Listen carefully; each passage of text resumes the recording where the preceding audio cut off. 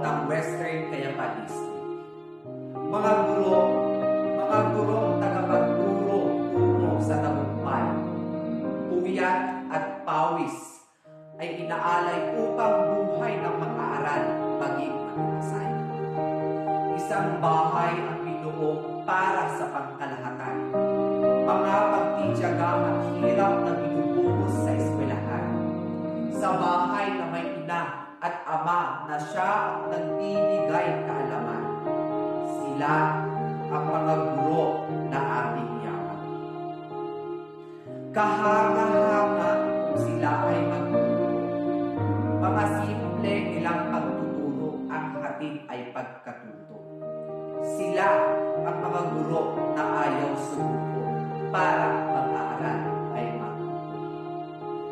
Mga gurong sandata ay libro. Sila ay natatami.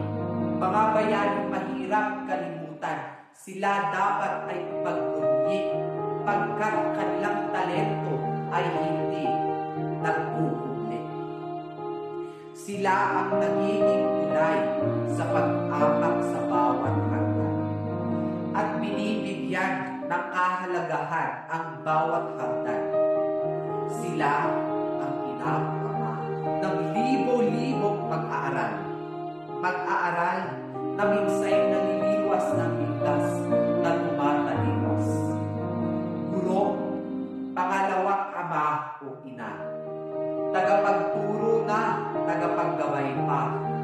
Kahit problemado sila, ngingitian ka pa rin nila. Sila ang malaking ilaw sa dilim na nakaraan. Pagkat sila ang ilaw na matatanaw kapag nasa maganda na tayong kalagayan. Sila ang mga bayani. Sila ang mga bayani tunay na nasa digmaan. Pagpupunawa sa mga estudyante ay kaya nilang sabayan. Mahirap at minsan kulang na sa oras sa pamilya nilalaan. Ngunit kanilang pinagdaan.